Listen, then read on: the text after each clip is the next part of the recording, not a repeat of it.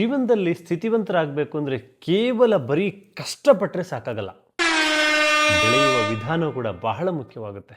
ಒಬ್ಬ ಮನುಷ್ಯ ಕೇವಲ ದೇಹವನ್ನು ಬಳಸಿ ದುಡಿದ್ರೆ ಬದುಕಬಹುದು ಅಷ್ಟೇ. ಆದರೆ ಬೆಳವಣಿಗೆಗೆ ಒಂದು ಮಿತಿ ಇರುತ್ತೆ. ದೇಹದ ಜೊತೆ ಮನಸ್ಸನ್ನೂ ಕೂಡ ಬಳಸಿದರೆ ಒಂದು ಹೊಸ ಕೌಶಲ್ಯವನ್ನು ಕಲಿತಾನೆ, ಆದಾಯ ಜಾಸ್ತಿ ಆಗುತ್ತೆ. ದೇಹ, ಮನಸ್ಸು ಮತ್ತು ಆತ್ಮವನ್ನು ಸೇರಿಸಿ ದುಡಿದಾಗ ಅವನ ಕೆಲಸಕ್ಕೆ ಒಂದು ಅರ್ಥ ಬರುತ್ತೆ, ಜನರ ವಿಶ್ವಾಸನ ಗಳಿಸ್ತಾನೆ. ಒಂದು ಉದಾಹರಣೆ ನೋಡಿ. ಮೊದಲು ಗುಂಡಿ ತೆಗೆಯುವ ಕಾರ್ಮಿಕನಿದ್ದವನು ಕೇವಲ ದೇಹದಿಂದ ದುಡ್ದ. ನಂತರ ಮೇಸ್ತ್ರಿಯಾಗಿ ಮನಸ್ಸನ್ನೂ ಬಳಸಿದ. ಮುಂದೆ ಕಾಂಟ್ರಾಕ್ಟರ್ ಆಗಿ ನಾಯಕತ್ವವನ್ನು ಬೆಳೆಸ್ಕೊಳ್ತಾನೆ. ಕೊನೆಗೆ 106 ಕುಟುಂಬಗಳಿಗೆ ಮನೆ ಕಟ್ಟುವ ಬಿಲ್ಡರ್ ಆಗಿ ಸಮಾಜಕ್ಕೆ ಒಂದು ಮೌಲ್ಯವನ್ನು ಸೃಷ್ಟಿಸ್ತಾನೆ.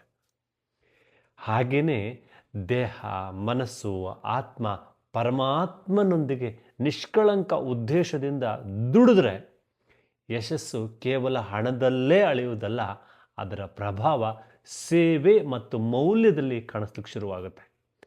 ದೇಹ ದುಡಿಸುತ್ತೆ, ಮನಸ್ಸು ಬೆಳೆಸುತ್ತೆ, ಆದರೆ ಆತ್ಮ ಅರ್ಥ ಕೊಡುತ್ತೆ, ಪರಮಾತ್ಮ ದಿಕ್ಕನ್ನು ತೋರಿಸುತ್ತೆ.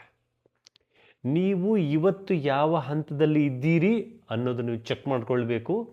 ಎಲ್ಲಿದ್ದೀವಿ ಅನ್ನೋದು ಮುಖ್ಯ, ಎಲ್ಲಿಗೆ ಮುಟ್ಟಬೇಕು ಅನ್ನೋದು ಬಹಳ ಮುಖ್ಯವಾಗುತ್ತೆ ಸ್ನೇಹಿತರೆ. ನೀವೆಲ್ಲಿದ್ದೀರಿ ಅಂತಂತ ಕಮೆಂಟಲ್ಲಿ ತಿಳಿಸಿ. ಇಂತಹ ಜೀವನ ಮತ್ತು ಹಣಕಾಸಿನ ಅರಿವಿಗಾಗಿ ಈಗಲೇ ನಮ್ಮನ್ನು ಫಾಲೋ ಮಾಡಿ. ನಮಸ್ಕಾರ.